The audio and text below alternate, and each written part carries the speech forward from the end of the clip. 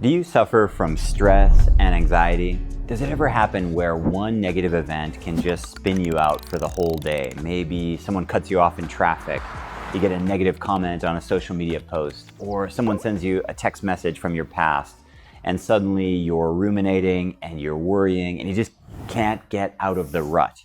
If so, you might be suffering from what's referred to as low vagal tone, and vagus nerve reset exercises can sometimes help to snap you out of it. Hey, my name is Lucas. I'm a yoga teacher and a teacher trainer. In this video, we'll chat about vagal tone and also some vagus nerve reset poses that you can use at home to hopefully help you find more balance.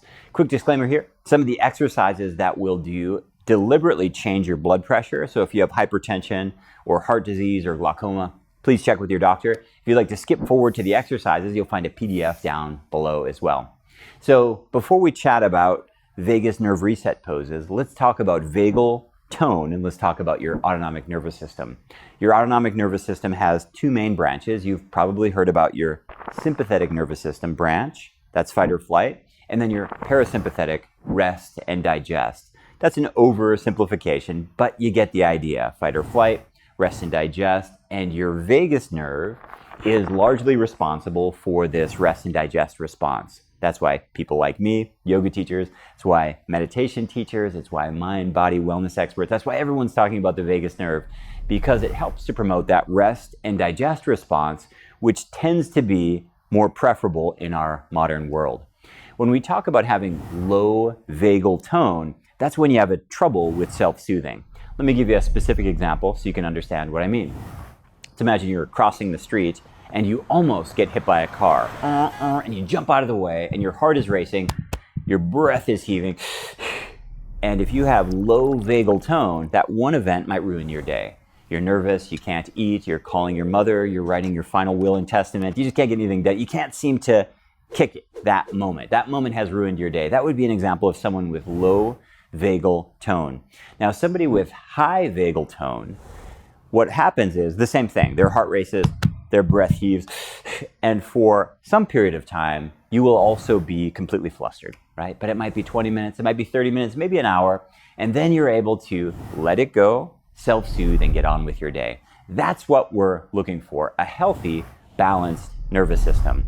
You're never bulletproof. All of the negative stimuli in life, they're still going to hit you, but you want to respond rather than react. You want the ability to self-soothe and get on with your day, and that's what we're looking for with high vagal tone. Well, great. How do we get high vagal tone? Well, the way you do it is through the way that you do holistic health in general. Exercise, diet, sleep, all of these things are really good for your nervous system in creating balance, but there are some tricks, there are some hacks.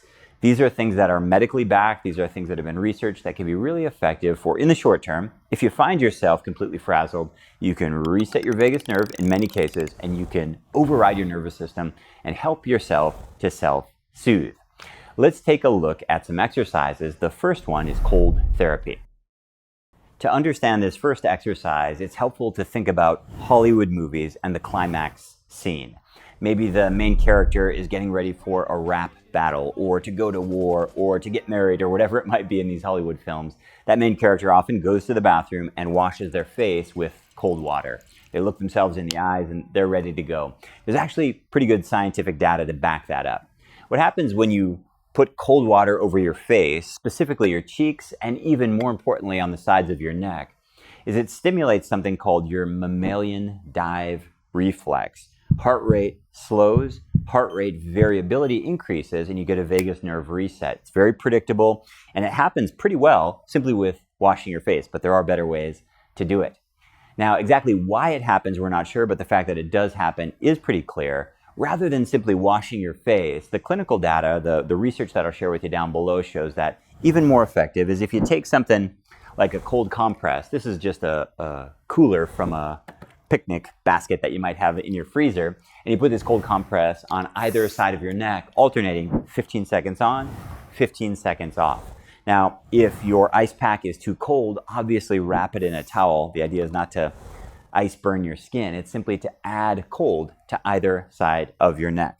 So I've got an ice pack and I've got a timer, and I'll do 15 seconds on either side.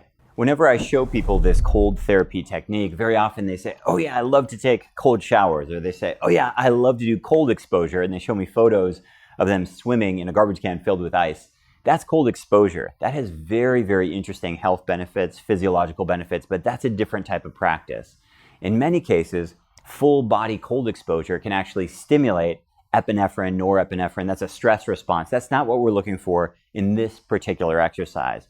Much better to have control, much better to focus on that localized region so you don't slip into a stress response. The thing I like about this is you can keep this cold pack in your freezer, even at work, and you can do this really anytime to self-soothe. This exercise is called a modified Valsalva maneuver. It's used by emergency rooms, EMTs, especially when people have tachycardia, like an elevated runaway heart rate. They use this maneuver to slow people's heart rate down, but you can use it as a vagus nerve reset. We'll inhale and then close our nose and mouth and push out, but don't exhale for 15 seconds. This increases your intrathoracic and intra-abdominal pressure. It's kind of like giving your body a big bear hug. And then when we release, we'll elevate our legs. That's the modified version. And the blood flow will rush in, and this change of pressure triggers your vagus nerve and can really help to slow your heart rate, increase your heart rate variability, and again, reset your vagus nerve. I'm monitoring my heart rate. Let's see how it works here. Hopefully you'll be able to see my heart rate drop, specifically as I lie down on my back. Let's do it together. I've got a timer here for 15 seconds. That's the hold part. And then I'll relax on my back and elevate my legs and breathe through my nose. We'll do it together.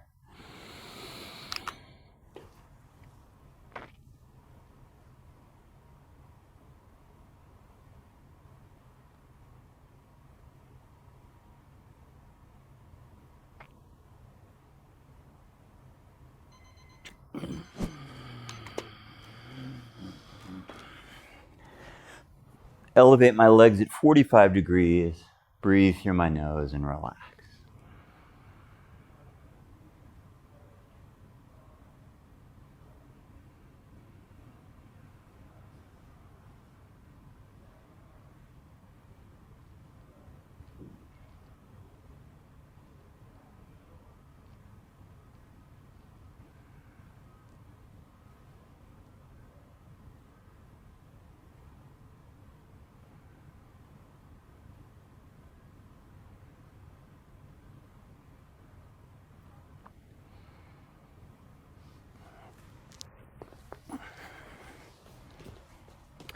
So you could repeat that exercise up to 4 times. I usually just do it once or twice.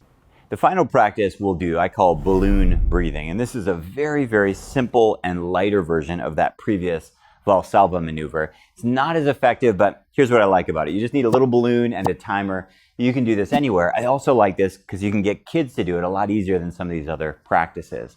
How it works is I'll inflate the balloon, hold for 15 seconds, and then release. Again, I'm doing my best to create a little bit more intrathoracic, intra-abdominal pressure to squeeze and release to have that blood pressure change, which will again switch my vagus nerve.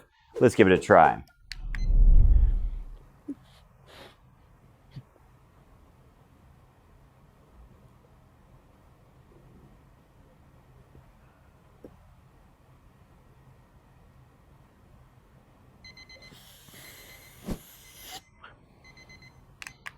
Good. Now, if you feel dizzy, of course, take a break, give yourself a little bit of a rest.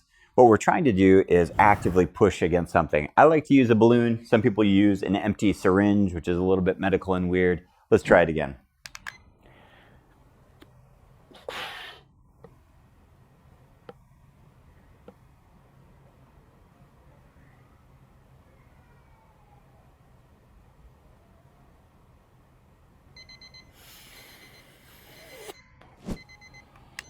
Good, so 15 seconds on, about 30 seconds off. I like to do this about 4 times. Again, you can carry this with you anywhere that you go. Hopefully these exercises have been helpful for you. As a reminder, there's a PDF of the poses that we've covered down below. If you'd like to find my teaching calendar, you can always find that at YOGABODY.com. If you'd like more science-based yoga videos, hit subscribe down below. I do my best to answer all my own comments, so if you have questions or comments, post those down below as well. Thanks so much for joining me, and I'll see you in the next video.